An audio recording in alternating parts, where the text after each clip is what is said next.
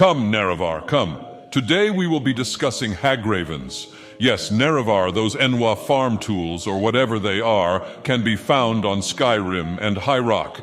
I don't know, Nerevar. They have both human and bird features, so there is some farm tool in there. They were once witches, but have undergone a ritual, trading in their humanity for access to powerful magic. And the transformations they undergo infuse their entire beings with some element of that power. Hag Ravens consume people alive, and especially love eating fresh eyeballs.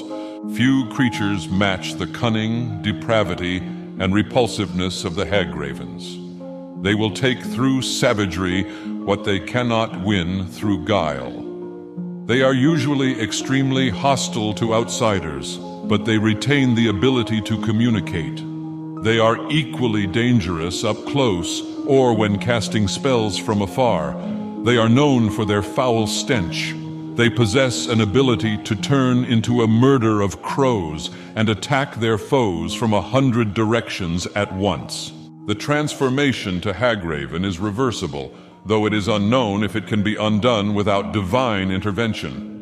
On one occasion, Kine intervened, cleansed, and forgave Keeper Ormi, who turned into a Hag Raven after her son Sahun revealed himself to still be alive and prayed for her.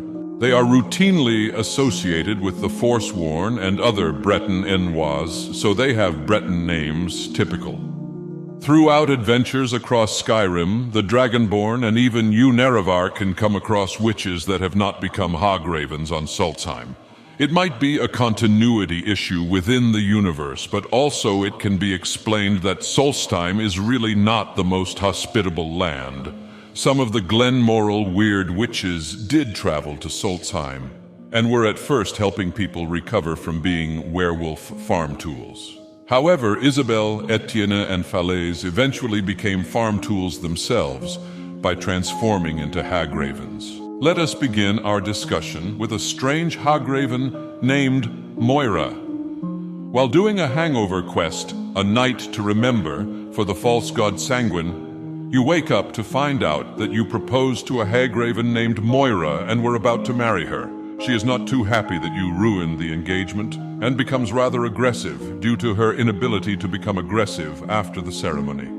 She is apparently the sister of Anise, who is also a witch, but has not become a Hag Raven quite just yet. While you might have not married her Nerevar, we know what happens when someone marries a Hag Raven. You get the Augur of Dunlain, of course, who was half Hag Raven before doing some Voldemort Tom Riddle in the Midden at the College of Winterhold. You can check out that whole ordeal in a different sermon that I made. But considering the fact how the Augur of Dunlain looked before his transformation into a shapeless magical mass, I think his new form is an improvement. If you are enjoying these creature sermons and would like to see more, please raise your thumbs, subscribe to my sermons, and write on the parchment down below. During an Enwa Kumbaya quest to save the Gildergreen tree, you have to travel to Orphan Rock and retrieve the Nettlebane from a Hag Raven, a blade that is used to sacrifice Springans. Anyhow, speaking of orphans and Orphan Rock, there is a rumor that Hag Ravens abduct or adopt Forsworn babies and raise them, but I'm not sure about this. Honestly, Nerevar, this was one of my least favorite Skyrim quests. It was just a quest composed of mini-fetch quests. The Glenmoril Wyrd, also known as the Witches of Glenmoril, are witches from the Glenmoril Witches' Coven and have the knowledge of how to cure lycanthropy. Some witches of Glenmoril can turn themselves into animal forms, such as ravens. They are seen as rivals of the Cyrodiil Vampirum Order. The Glenmoril Wyrd Coven are known to be Hircine worshippers. Unlike other covens, the Glenmoril are everywhere, mostly in the cities, while other witches live in seclusion. The witches of the Coven know how to cure lycanthropy in two ways. One method is a ritual called the Rite of the Wolf Giver, in which an innocent person is required to be slaughtered by the afflicted lycanthrope. The other is the Scroll of the Wolf Ender, which the witches can make. However, even though the witches of Glenmoril know how to make the scroll, they still choose to do the ritual.